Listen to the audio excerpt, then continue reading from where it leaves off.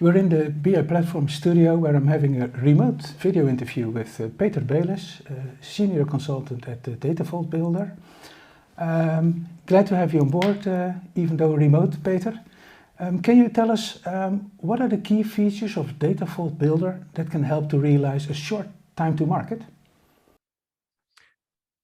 The question is how you approach time to market. And for us, this is a central topic that we are thinking again and again at, because it's about agility, it's about doing stuff fast, but as well doing stuff good in a way that you can use it for longer time, and then you can change it at a low cost. So for us, it starts with data modeling. We're using the data vault model for the core. We're using data dimensional modeling for the output. And like this, we can add very simply elements to our data warehouse solution. We are doing automatic real-time model to code conversion, so you can test right away what you're modeling, so you don't have like this long modeling sessions and later on you realize that it doesn't fit your data. The next thing is that we don't stop in this model to code conversion thing, because data warehousing is about such more like automated testing, like about creating deployment scripts, automated deployment, going in direction of CI/CD, and bringing all this together in a way that it's production ready code that you deploy very early, and that you very simply can at low cost change stuff later when you get feedback from your business user. This is what makes you really fast in time to market, because you can with a good feeling deliver your first version to your data consumers. They can already benefit from a first version, and they know they will get improvements over time when they give you feedback, and they are not stuck with what they got first delivered. Okay.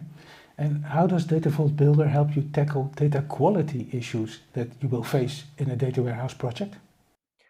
So what we are doing, and this is not our idea, this is about the Datavault approach. The first thing is that compared to Inman approach, we don't try to process the data before we write it down. So what we do first is that we materialize the data as it is coming into our raw vault.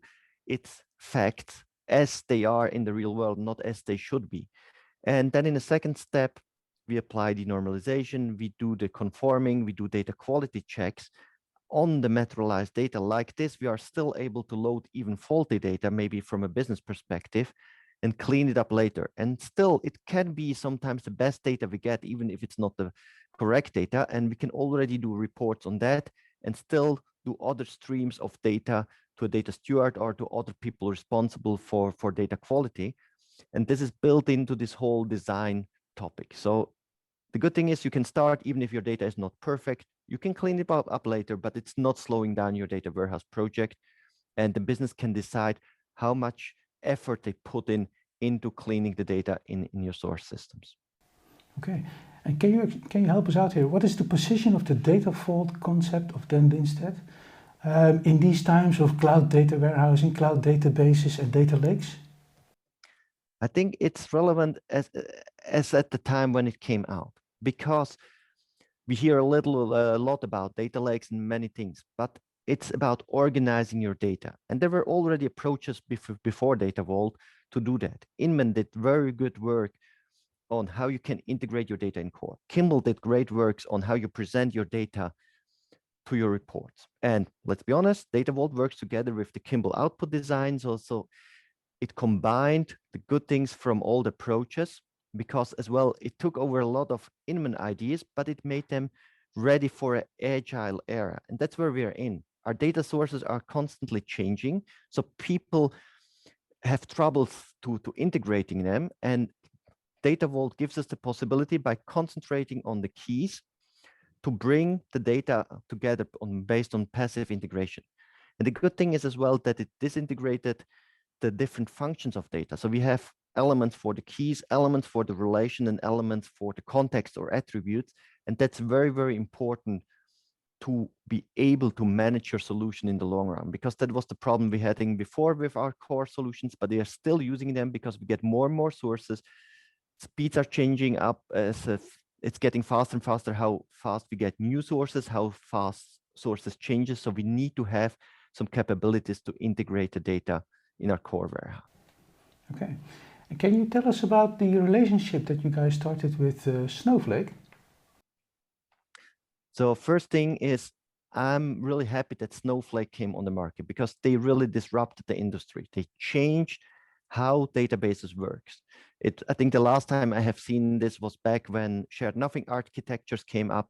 So we have now a shared disk architecture that SnowFlake was first and gives you the capabilities to spin up your data warehouses and your performance as you need it, to shut it down and whatever you need. So it gives you a lot of benefits that you don't have with other databases.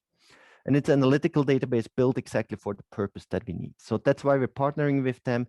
And as the Datavault Builder is mainly an ELT tool, we are benefiting from this data moving, storing, querying performance that SnowFlake delivers. It's not the only analytical database on the market. We're working as well with Exasol, and we're supporting as well like SQL Server and Oracle. But Exasol and SnowFlake are really concentrating on the topic that we're working on. So we're very happy that we can work with them and that they are evolving that fast as they do. Data lineage is one of the central aspects of data governance. How does Datavault Builder cope with these issues? That's a good question because many people like to have a data lineage within the data warehouse solution, without the reports, there's specialized tool for that. And the biggest issue is not of getting this data organized, but to having really actual data and current data. Because if you have the approach of automation that you work model-based and you generate all your code, you have already all your data lineage information. And we have this as well. But the problem that turned out to be a problem with other solutions is that if the model is disconnected from the technical implementation, and this is not synced in real time and not two-way synced, that it can happen, and usually it happens, at least after a year or two, that the data models and the current implementation is not matching. And this stops the trust in the model, in the data lineage and everything that you have, because when you see that in the documentation you have something and in the implementation something different, people realize they can't use the implementation, so they go back to the code, and again they are looking at the code. Here, we have solved this issue by killing the repository holding metadata. This means in the Datavault Builder, if you develop something, it is implemented in real time on the database, and the data lineage and everything that we show is based on the implementation in the database. So we read the code back for you, parse it, and display it exactly as it is, not as it should be. And this helps to gain trust into this kind of metadata. And the good thing is what we do as well is we present it in real time as well as views and REST APIs to all consumers. So we have clients like using Tableau or Qlik or whatever, and they can pull this metadata directly into their report. So their report users don't need to use like several tools to get access to this data lineage information thing. They can just display it side by side with their existing report data. Okay. Well, finally, what are your plans? What lies ahead? Can you tell us something about the roadmap for Datavault Builder? We are currently in the release process of version 6, which is bringing new functionalities for insurance businesses and banks. It is improving further the CI/CD process. So we have now REST APIs to automate everything, that it works with more pipeline tools.